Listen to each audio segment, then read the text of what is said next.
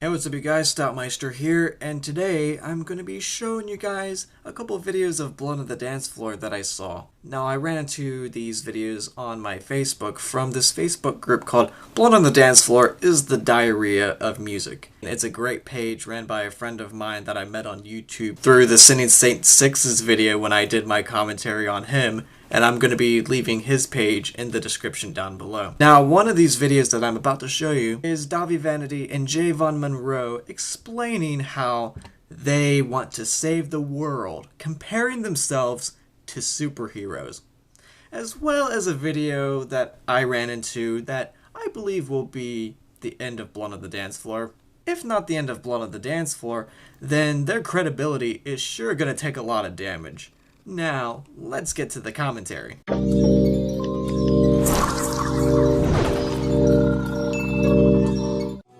To call this band controversial would be an understatement. Ahead of time, I would like to apologize for the Believe song that is in the background of this Watch Mojo video. It was not my choice, obviously, to put that horrible song into the background of this interview. If it were my choice to put music in an interview, it would sound more like these choices right here.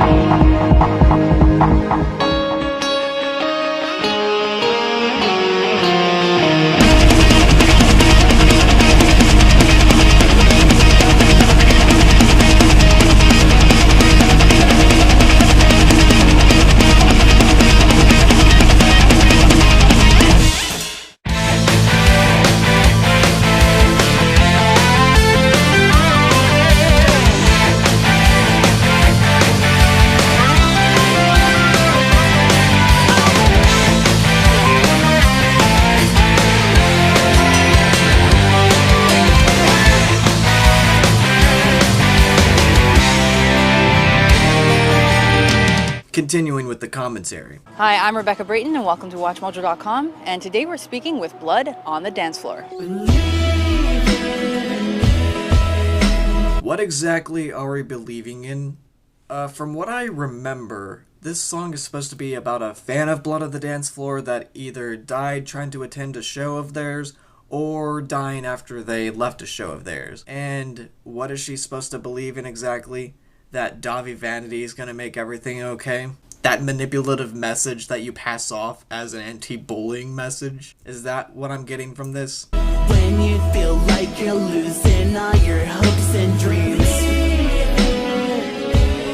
What is it about the kind of aesthetic of androgyny that appeals to you? I used to be very low confident in myself in high school, and I think turning to outlets, through theater, makeup, and becoming a cosmetologist or hairdresser to kind of stay in the music industry and do hair, it kind of made this persona towards me. The persona to be a hypocritical douchebag?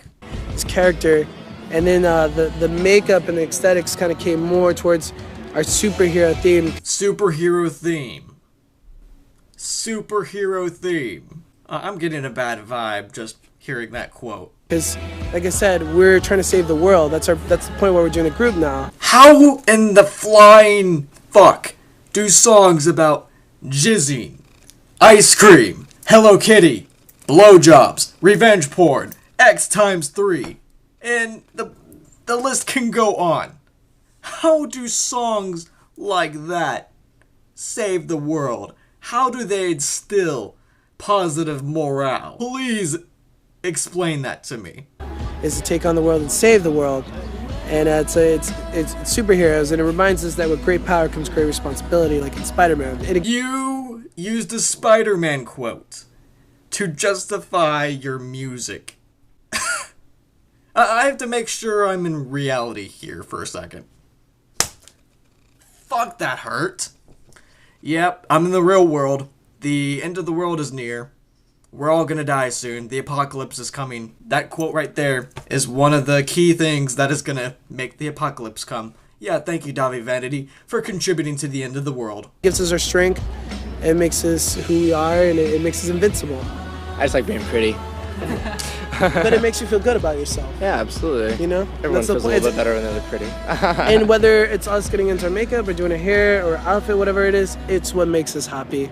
And that's all that matters. Androgyny is just basically containing feminine and masculine traits. There is nothing masculine about Davi Vanity. And stuff like that. Which a lot of people would actually say that, like, technically that's supposed to be ideal beauty, is like the mix between a male and a female, because it's both of, you know, worlds. It's considered, you know, perfection of beauty. Angelina Jolie, she's really androgynous. Everyone thinks she's hot as No lies, just love. I will be pure, just like the sun. Simple chord progression.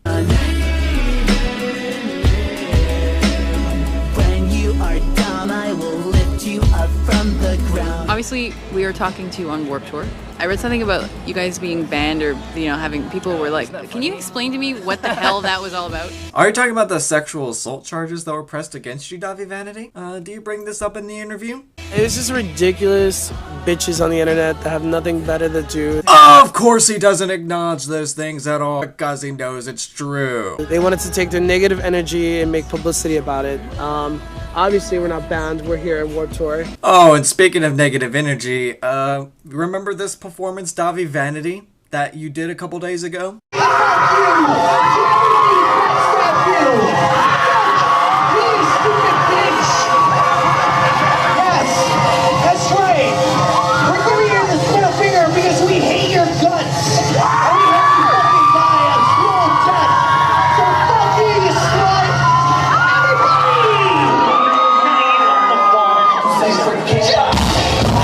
Yeah, because telling a girl to die slowly and calling her a slut and saying that you hate her guts is so PLUR, isn't it, Davi Vanity?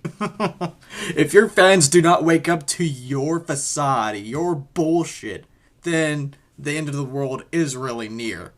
And people thought it was a joke and they think it was funny to make up some bullshit, but... What about the time that you had a 13-year-old girl's face licked?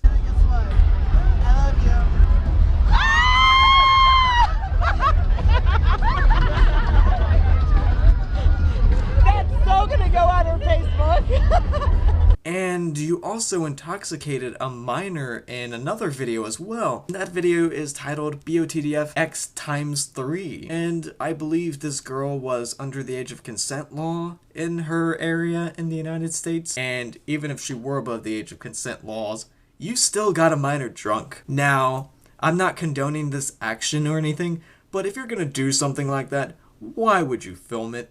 But thank you, Davi Vanity, for showing how much of a scumbag you are. You know, it's music and you're gonna get shit, and, you know, just as long as you keep it legit, you're fine. No, your stuff is not music, no. I mean, you gotta be doing something right if they're still talking about you. Oh, so according to Javon Monroe, they're doing something right to get attention. Oh, so I guess the Japanese did something right when they bombed Pearl Harbor. So, in response, we bombed the living hell out of Hiroshima. Oh, they did something right to get that attention now, didn't they? I guess Adolf Hitler and Saddam Hussein, Osama bin Laden, and countless of other people that we would consider infamous in the real, rational world, I guess they did something right, since they got a lot of attention. Am I right, Davi Vanity and Javon Monroe? That's kind of how I look at it. We're not hurting from it. We're playing in front of 2,000 to 3,000 people a day, and we're staying to signings for 4 hours every day, make sure every fan gets a picture and an autograph. You're not hurting from it. Is that why you have merchandise dedicated to your haters? Is that also why, during the Warped Tour, you talked shit about All Time Low, calling them rectal eaters, and they shit on each other's chests, and they are raging homos for disagreeing with your music and your philosophy in general? So, you know what? Haters make you famous, and that's the truth. No, they do not make you famous. Infamy is kind of like fame in a way. You do get a lot of attention, but do I really have to explain this definition of fame and infamy once again? Just to piss off Davi Vanity, Javon Monroe, and the loyal fans of Blood on the Dance Floor, I shall do that once again. Fame favorable recognition, infamy, notorious recognition, bad, no, fame, favorable recognition, yes.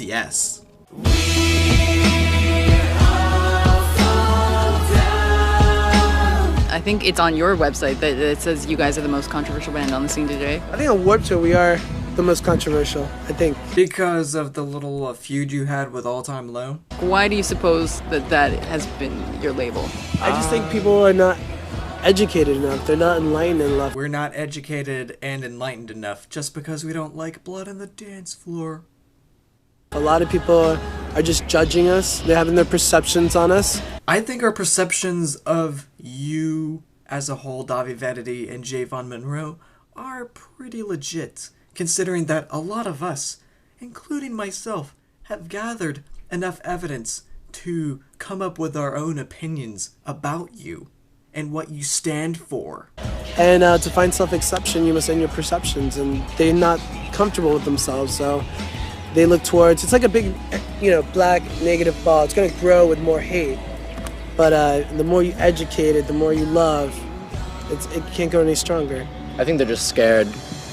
Like, everyone's scared of like something they don't know about. It's like a dark alley, you're not going to go into it because you're a fear of it. So, you talk shit about it or something, it makes you feel a little bit better about yourself, and that's all that is. What a great analogy that you used to justify your shitty cause, Jay. It's like, let them do the thing, then blow off their steam, because at the end of the day, there's still all the kids standing there in the front, and there's like that one person that throws the water bottle, and you're like, look at that, you just got thrown out of Warped Tour, good job. Like, you spent $7 on water to throw it at me and miss. Stupidity and ignorance, but we're not gonna let one person out of 1,000 people affect us. And that is why that you make merchandise dedicated to haters, and you make constant posts about haters, and you constantly post death threats, and you post things that go against the PLUR message that you preach oh so much.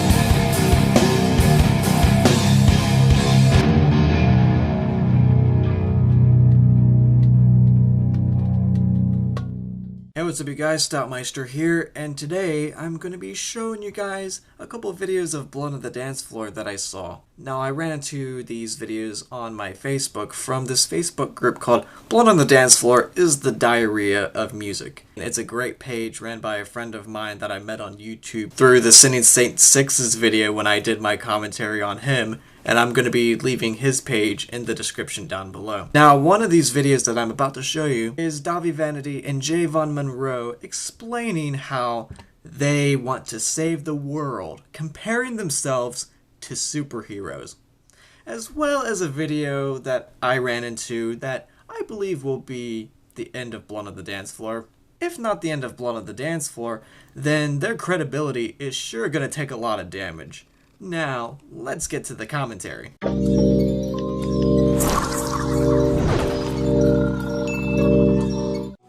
To call this band controversial would be an understatement. Ahead of time, I would like to apologize for the Believe song that is in the background of this Watch Mojo video. It was not my choice, obviously, to put that horrible song into the background of this interview. If it were my choice to put music in an interview, it would sound more like these choices right here.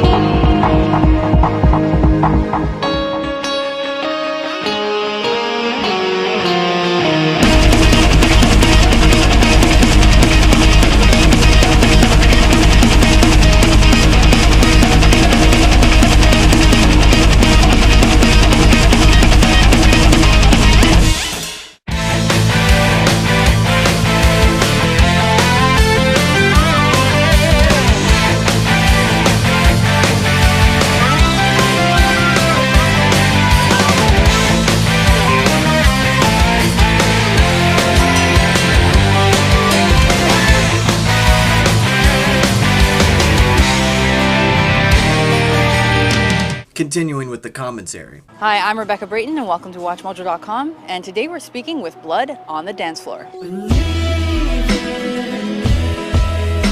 What exactly are we believing in? From what I remember,